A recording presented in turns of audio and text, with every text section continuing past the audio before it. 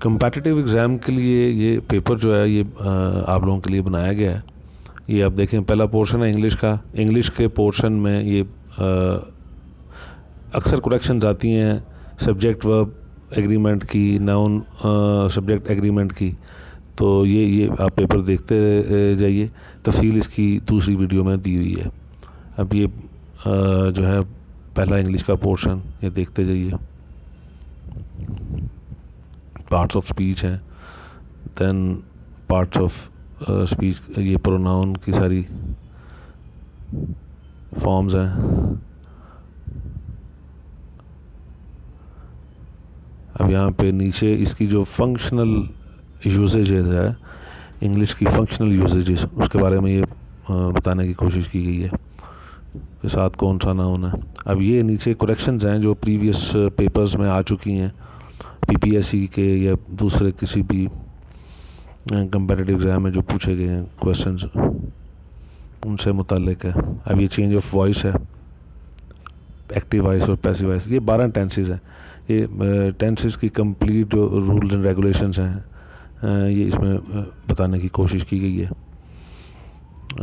एक बात जहन में रखिएगा कि ये आप अक्सर ये पढ़ते होंगे V1, V2, V3, V4, V5, उस कॉन्सेप्ट में भी नहीं जाना। ये बेसिक्स पे आप सिर्फ समझने की कोशिश करिए।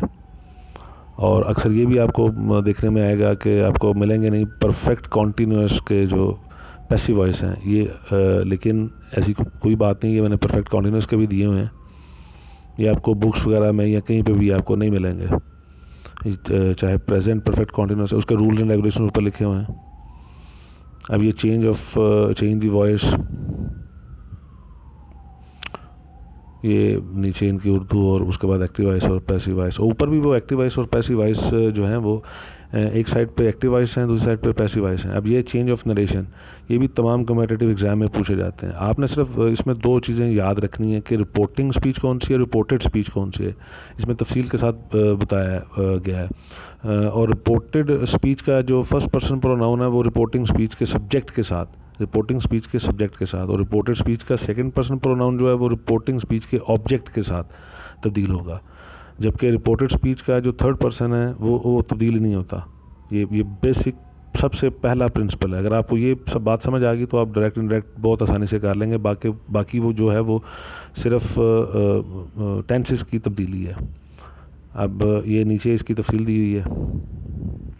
ये अलहदा वीडियो में भी ये इसको तफसीलन बताया गया तमाम चीज़ों को डिटेल में।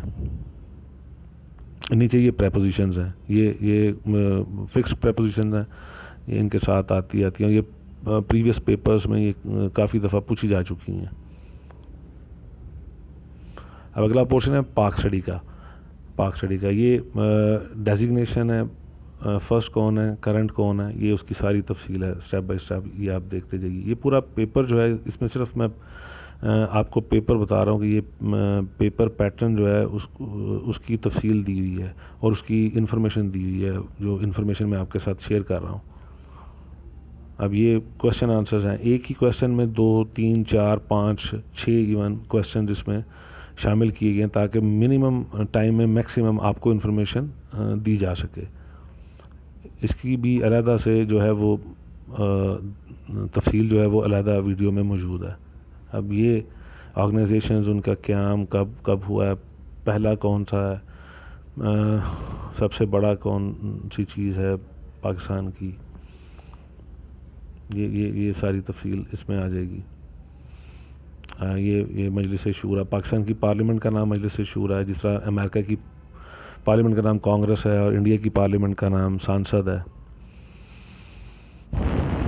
आगे ये तफसील है, एक पेज पे मैक्सिमम इंफॉर्मेशन जो है वो देने की कोशिश की गई है।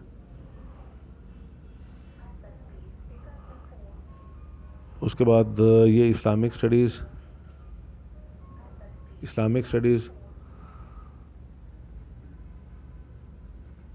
ये इस्लामिक स्टडीज़ के क्वेश्चन है।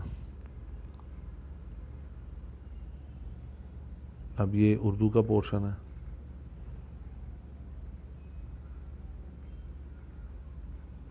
ये कंप्यूटर साइंसेस, ये आज का पेपर है जो मैंने आपके साथ